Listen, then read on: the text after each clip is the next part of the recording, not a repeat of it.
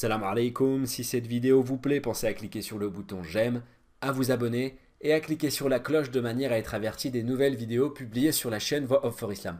A tout de suite, Inch'Allah.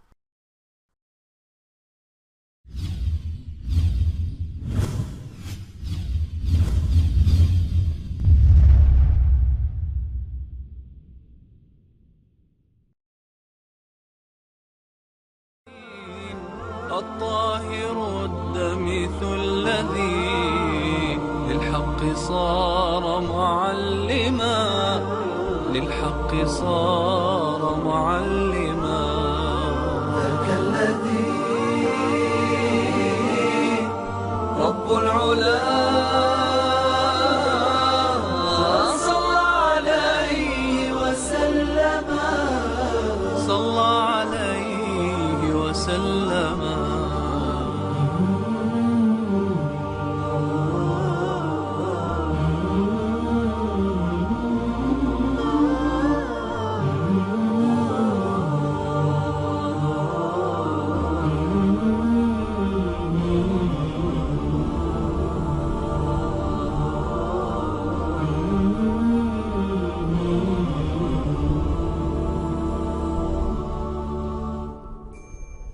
Au nom d'Allah, le miséricordieux, le tout miséricordieux.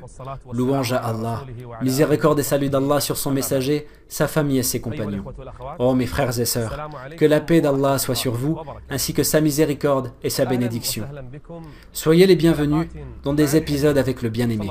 Miséricorde et salut d'Allah sur lui, ainsi que sur sa famille. Et nous parlerons du meilleur des hommes, du maître de tous les enfants d'Adam, le jour de la résurrection, et ce sans prétention. Nous parlerons de l'intercesseur, celui qui aura droit à la grande intercession le jour de la résurrection.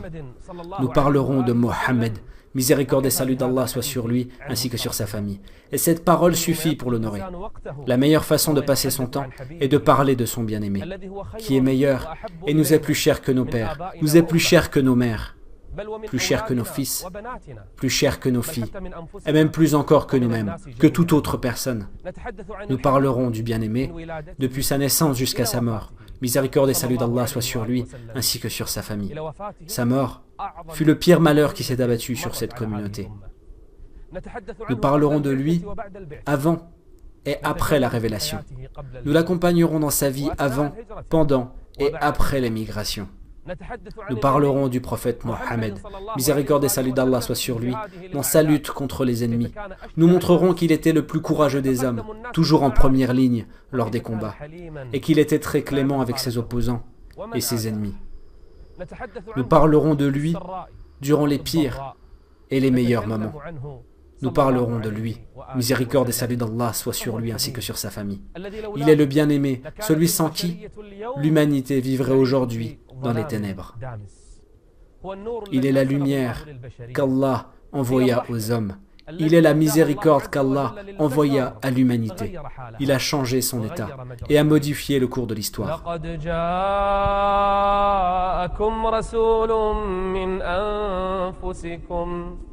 عزيز عليه ما عنتم حريص عليكم بالمؤمنين رؤوف رحيم. Nous ne parlerons pas de lui seulement pour discuter, mais pour le prendre en exemple. Miséricorde et salut d'Allah sur lui ainsi que sur sa famille. Pourquoi le prendre comme exemple? Car son obéissance est le chemin pour entrer au paradis, et sa désobéissance est cause d'entrer en enfer. En effet, celui qui obéit à Mohammed obéit au Seigneur, le puissant et le majestueux.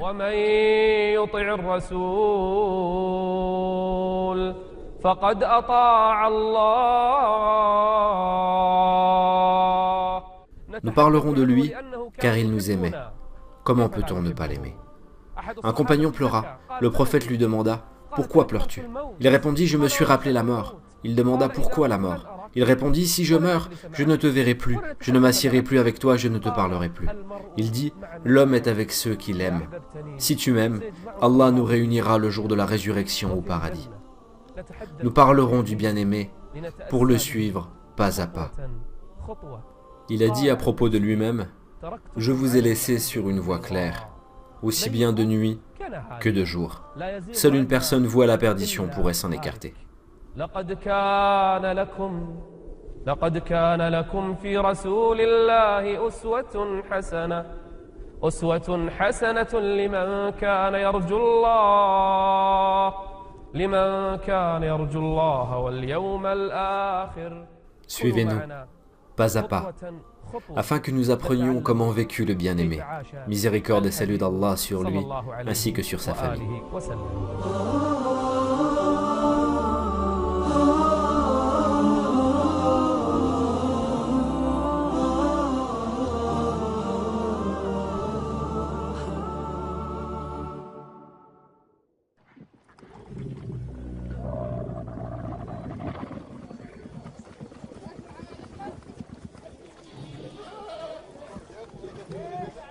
Avant de commencer avec le bien-aimé, miséricorde et salut d'Allah sur lui ainsi que sur sa famille, il est nécessaire d'avoir un aperçu concernant le mode de vie dans la péninsule arabique et la situation des Arabes dans celle-ci, leur religion, leur situation sociale, politique, en clair, comment ils vivaient dans cette péninsule. L'origine des Arabes, d'après ce que l'on dit, vient de Qatan, et nous nous rappelons tous, dans l'histoire des prophètes, lorsque Ismaïl, le fils d'Ibrahim, l'ami intime, vivait à la Mecque, il épousa une femme de la tribu de Jurhum. Jurhum, fils de Qatan. Donc l'origine des Arabes est Qatan et Ismaïl, salam. Les Arabes de la péninsule arabique vécurent monothéistes. Ils vécurent monothéistes pendant une longue période. Sur l'unicité d'Allah, le majestueux, le Très-Haut, ils adoraient Allah, tournaient autour du sanctuaire. Ils accomplissaient le pèlerinage pour Allah, le majestueux, le Très-Haut. Leur religion était le monothéisme. Ils suivaient la religion d'Allah, le majestueux et le Très-Haut. Jusqu'à ce qu'un événement causé par un seul homme survint. Qui était-ce? Il s'agissait de Amr ibn Luhay.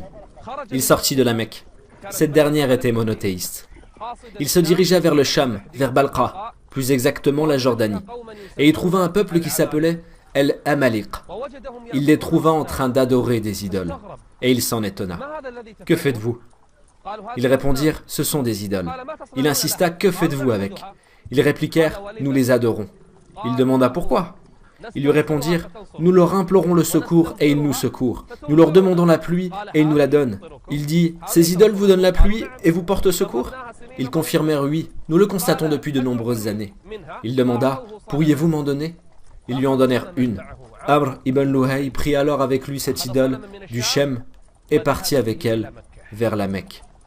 Les gens de la Mecque s'étonnèrent. « Mais que fais-tu, ô Amr » Il répondit « C'est une idole que j'ai apportée du Shem. Nous l'adorons, nous lui demandons la pluie et elle nous la donne, nous lui demandons secours et elle nous porte secours. Quoi? Une idole qui vous secourt et vous donne la pluie? Il rétorqua, parfaitement. Et il convainquit le peuple de Quraysh, alors qu'ils étaient monothéistes. Les tribus autour firent de même. Et ils fabriquèrent des idoles. Ces idoles étaient adorées en dehors d'Allah, le majestueux, le Très-Haut. Même l'appel du pèlerinage qui était « Je réponds à ton appel, ô Allah, je réponds à ton appel, tu n'as point d'associé. » Les Arabes accomplissaient le pèlerinage au sanctuaire en prononçant le Talbiya. Même cela fut changé.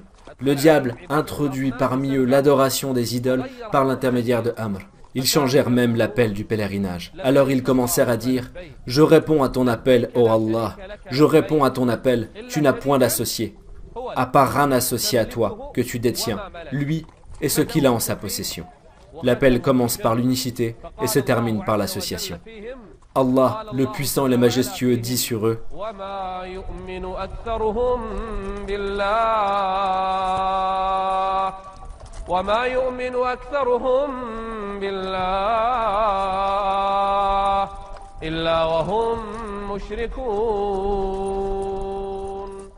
Oui, l'association s'est répandue chez eux.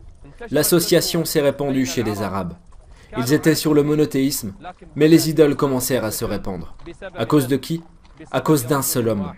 Il s'appelle Amr ibn Luhay. Il introduisit l'association dans la péninsule arabique. Notre prophète, miséricorde et salut d'Allah sur lui ainsi que sur sa famille, le vit se faire traîner en enfer, parce qu'il fit entrer l'association chez les Arabes et dans la péninsule arabique.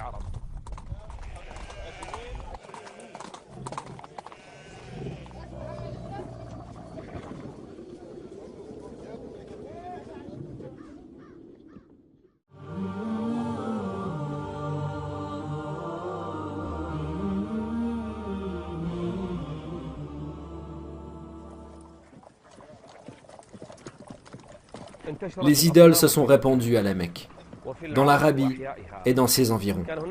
Il y avait un homme nommé Isaf et une femme nommée Neila, de la tribu de Jurhum. Ils commirent la turpitude dans la Kaaba. Alors Allah, le puissant, le majestueux, les métamorphosa en deux pierres. Quraysh fit de ces pierres deux idoles qu'ils adoraient en dehors d'Allah, le puissant, le majestueux. Ils étaient adorés malgré qu'Allah les châtia. Les idoles s'étaient répandues dans toutes les maisons des Arabes, au point que les uns s'y frottaient avant chaque voyage ou sortie. Et aussitôt après leur retour de voyage, ils tournaient autour, leur demandaient secours. Ils disaient, « Ces idoles sont nos intercesseurs auprès d'Allah. » Ils les adoraient en dehors d'Allah, le puissant, le majestueux. Certains parmi eux fabriquaient des idoles de dattes qu'ils prenaient en voyage avec eux et qu'ils mangeaient quand ils avaient faim. Ils mangeaient les divinités qu'ils adoraient, des idoles qui ne sont ni utiles ni nuisibles. Elles n'entendent rien et ne voient rien. Elles sont adorées en dehors d'Allah, le majestueux, le Très-Haut. Les gens de Quraysh apportaient des sacrifices et des offrandes qu'ils immolaient à ces idoles. Ils les sacrifiaient pour se rapprocher d'elles. Des bêtes sacrifiées pour autre qu'Allah, le puissant, le majestueux.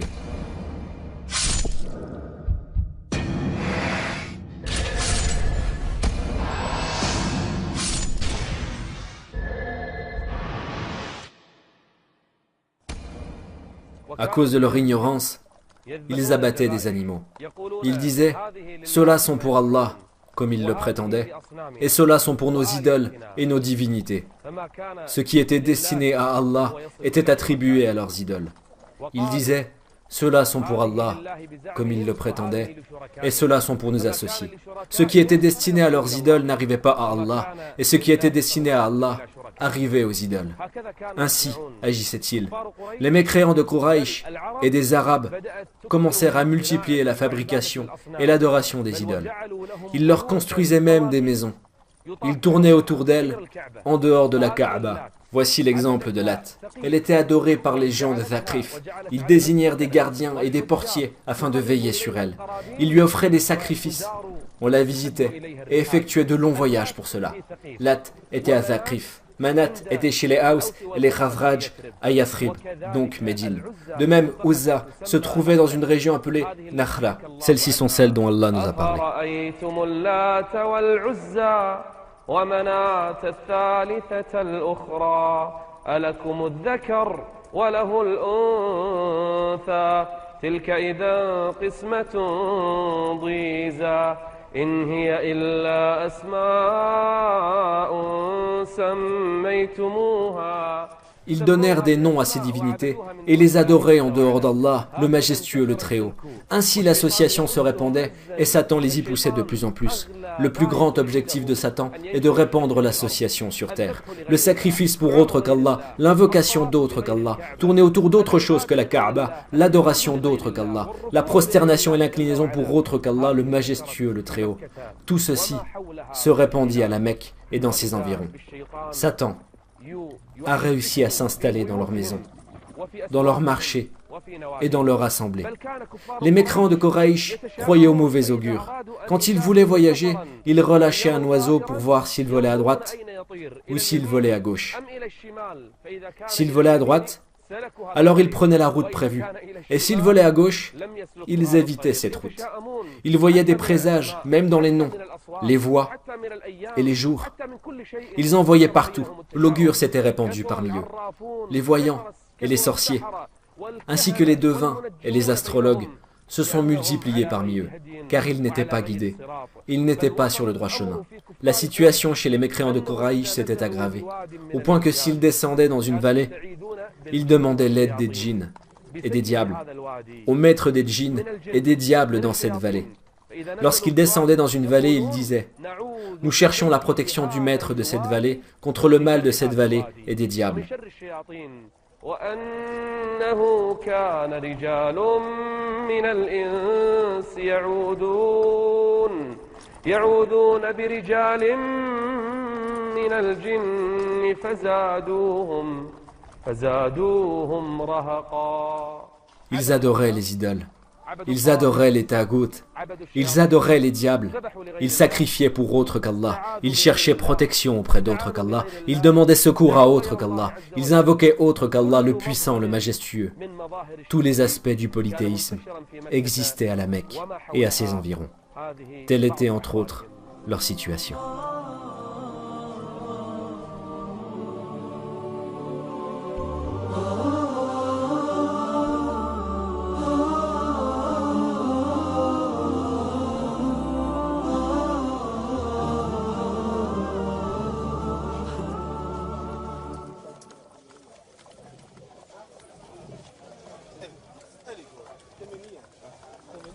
Les Arabes vivaient dans l'ignorance. Ils vivaient dans l'ignorance totale, une vie misérable, et ce, à tous les niveaux. S'agissant de la religion, comme nous l'avons évoqué, ils adoraient les idoles. Ils attribuaient l'associationnisme, l'adoration des statues et la pratique du tirage au sort, au moyen de flèches, à Ibrahim, l'ami de Dieu, alayhi salam, ainsi qu'à son fils Ismaïl, alayhi salam. Ils exposaient à l'intérieur de la Kaaba des représentations de ces derniers, à travers lesquelles on les voyait recourir au tirage au sort au moyen de flèches. Quraysh et le reste des Arabes interdisaient le licite et permettaient l'illicite, suivant en cela les diables. Même les chamelles, quand l'une d'elles accouchait de 10 femelles, il la rejetait et la rendait illicite. Le Seigneur le puissant, le majestueux dit: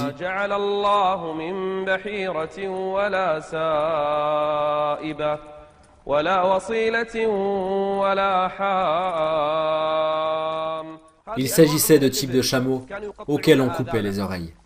Il les rejetait, les marquait pour qu'on ne les mange pas, ne les touche pas et ne s'en approche pas. Qui le leur avait interdit? Les diables.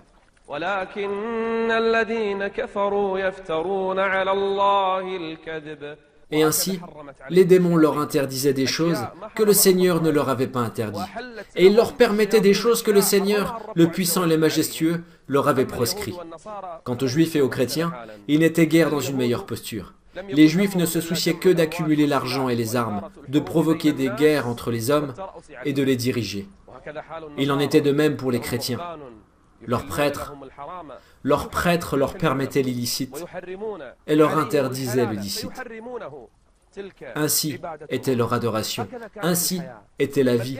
Les tribus se battaient entre elles pour des futilités.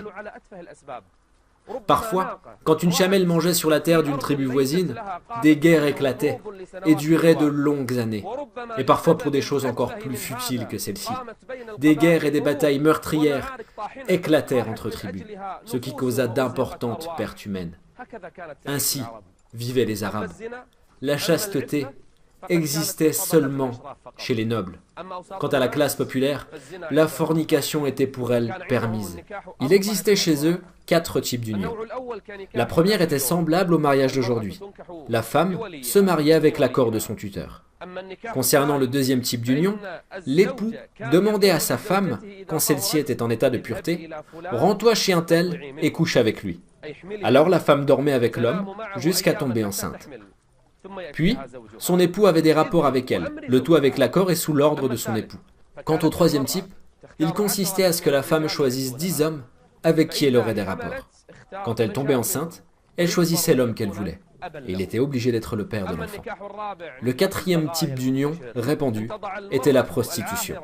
Une prostituée mettait un drapeau blanc sur la porte de sa maison et tout homme pouvait avoir des rapports avec elle. Et quand elle enfantait, des experts désignaient le père de l'enfant selon la physionomie, jusqu'à ce que fut révélé le Coran.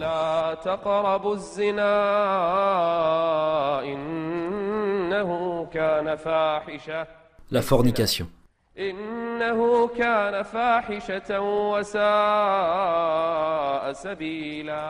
L'homme se mariait avec la femme et la sœur de sa femme. Il se mariait même avec l'épouse de son père, jusqu'à ce que le Coran lui proscrit et interdit d'épouser à la fois une femme et sa sœur. Et n'épousez pas les femmes que vos pères ont épousées, exception faite pour le passé. Sourate les femmes, verset 22. Ainsi vivaient les Arabes, une vie bestiale. L'homme soutenait avec ignorance son frère et son neveu, qu'il soit juste ou injuste. Leur devise était « soutiens ton frère, qu'il soit juste ou injuste », jusqu'à ce que l'islam vint changer cela. L'injuste, soutiens-le, en l'empêchant d'être injuste. Alors qu'à l'époque de l'ignorance, peu importe qu'il soit juste ou injuste, l'essentiel était qu'il fût de ma tribu. Je suis prêt à combattre les gens pour lui. Quant à la femme, elle était méprisée. Elle était humiliée. Une fois, la tribu de Rabia combattit une autre tribu. La tribu de Rabia opposée à une autre tribu. Quand les Arabes se battaient et emprisonnaient les femmes de l'ennemi, ils leur laissaient le choix de retourner chez leurs époux ou rester avec ceux qui les ont emprisonnés. Chez la tribu de Rabia, la fille du dirigeant, la fille du chef de tribu, eut le choix et choisit de rester avec celui qui l'avait emprisonné. Elle humilia son père et son peuple. Alors son père, le dirigeant de la tribu, jura de tuer toute nouvelle fille qu'il aura. Il eut plus de 10 filles. Il les enterra alors toutes vivantes. Et ceci devint une coutume dans la tribu. Puis, une coutume adoptée par toutes les tribus. Cette affreuse tradition s'était propagée. L'enterrement des filles vivantes.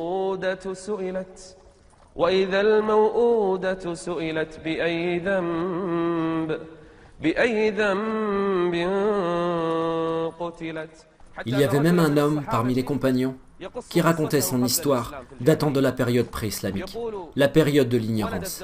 Il dit « Ma femme accoucha d'une fille, et je l'acceptais, malgré la honte. Quand elle grandit, et que les hommes vinrent demander sa main, la fureur et la jalousie me touchèrent. J'ai alors demandé à ma femme « Fais-la belle, habille-la et prépare-la. » Elle demanda « Pourquoi ?» Il répondit « Je veux visiter mes proches avec elle. » Alors sa femme se réjouit. Elle habilla la petite fille et la fit belle. Il dit « Ma femme me demanda de lui promettre de ne pas lui faire de mal. Je lui promis. » Il dit « J'ai pris ma petite fille et sur le chemin, j'ai aperçu un puits. J'ai regardé au fond du puits et ma fille a regardé avec moi. Ma fille a senti qu'un mal allait arriver. Ma fille m'a dit « Je te demande par Allah, ô Père, de ne pas trahir la promesse que tu as faite à ma mère. » Quand j'ai regardé son visage et ses pleurs, j'ai eu pitié d'elle. Mais quand j'ai regardé dans le puits, la fureur et la fierté s'emparèrent à nouveau de moi. Lorsque je regardais le visage en pleurs de ma fille, j'avais pitié d'elle. Mais lorsque je regardais dans le puits, la fureur et la fierté revenaient en moi. Mais la fureur et la fierté ont pris le dessus sur moi. J'ai alors porté ma fille et je l'ai jetée dans le puits, la tête la première. Je l'ai entendue crier au secours, jusqu'à ce qu'elle mourût. Son âme quitta son corps.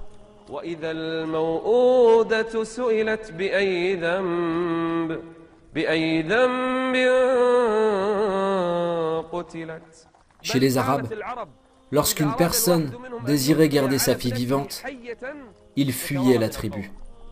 Il se cachait de honte et d'humiliation.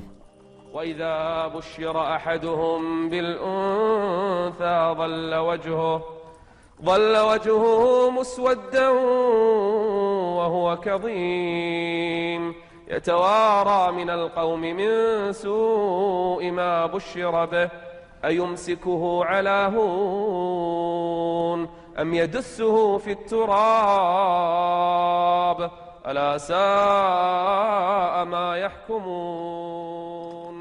Ainsi vivaient les Arabes. Et ceci n'est qu'un simple petit aperçu de leur vie.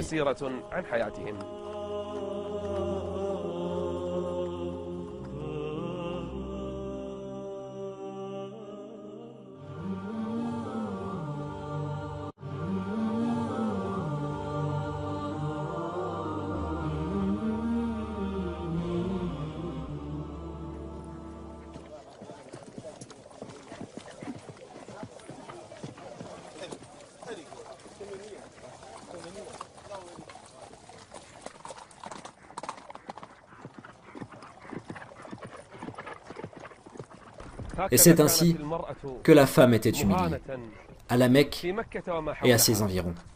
Non seulement dans la péninsule arabique, mais également dans les autres civilisations.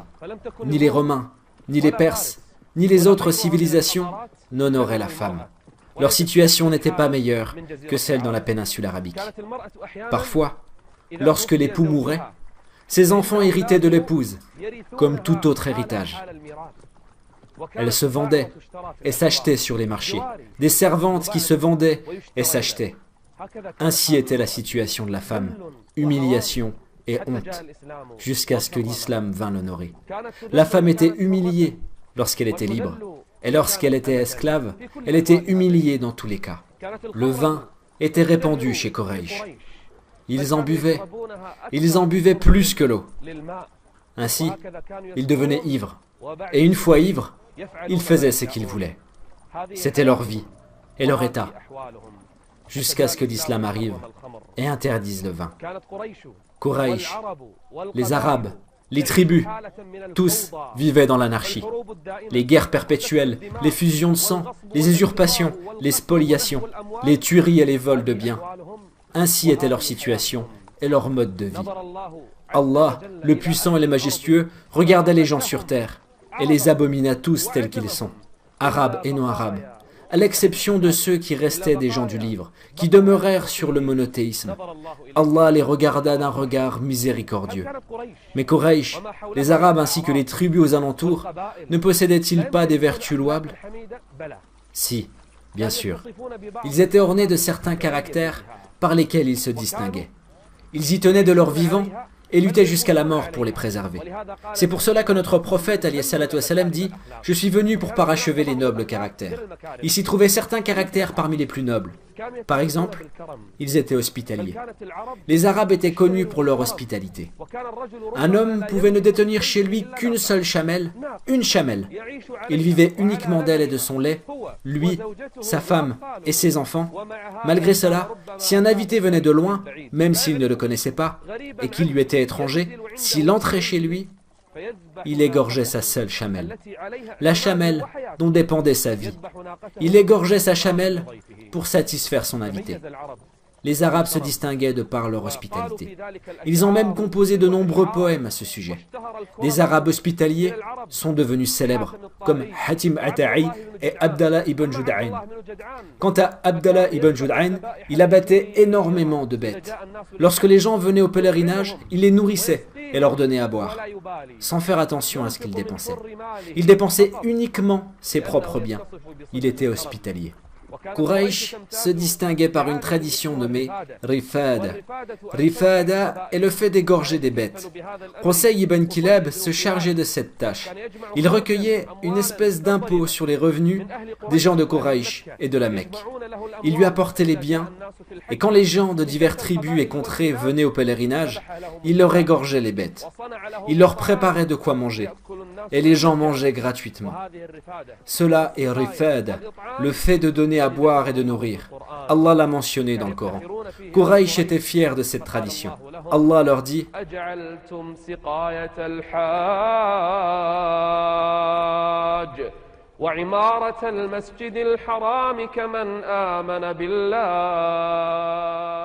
Autrement dit, n'estimez pas ces bonnes œuvres de la même façon que celui qui croit en Allah, le puissant, le majestueux, ainsi qu'au jour dernier. Les Arabes étaient à cette époque, malgré leur mécréance, leur association et leurs mauvaises vertus, ornés de caractères nobles, tels le respect des pactes, le respect des accords. Quand l'un d'entre eux concluait un pacte avec un autre, ou quand une tribu signait un accord avec une autre tribu, ou un peuple avec un autre peuple, ou quand un homme protégeait un autre homme, ils respectaient leurs promesses, même si cela leur coûtait leur enfant, leur descendance, ou leur richesse et leur vie. Ils respectaient leurs promesses et leurs paroles. Cela faisait partie des nobles vertus par lesquelles les Arabes se distinguaient à cette époque. Il existait aussi chez eux une chose appelée la fierté de soi. Aucun d'entre eux ne se satisfait de l'humiliation et de la honte. Ils en firent parfois le thème de quelques poèmes. Cela faisait l'objet de sacrifices et des bêtes furent égorgées en raison de cette fierté. Parfois, énormément de sang se répandait à cause de cela, pour la fierté de soi. Un Arabe ne se satisfait jamais d'être humilié, même si cela pouvait lui coûter sa propre personne, sa famille, ses enfants et son argent. Telles étaient quelques-unes de leurs qualités. À la Mecque, Et depuis l'époque de notre prophète Ismaïl, alayhi salam, la tribu de Jurhum dirigeait cette région. Elle dirigeait la Mecque. Et cette situation dura une longue période. Mais Jurhum renonça à la protection et à la vénération de la maison sacrée. C'est alors qu'il commettait des sacrilèges, transgressait les interdits et portait atteinte à l'opprimé. Puis vinrent les tribus de Kinana et de Khuza'a, et il y eut entre eux et Jurhum un combat terrible et une guerre meurtrière. Ils chassèrent Jurhum de la gouvernance de la maison sacrée d'Allah. Puis Kinana et Khuza'a gouvernèrent la terre sacrée d'Allah, la Mecque.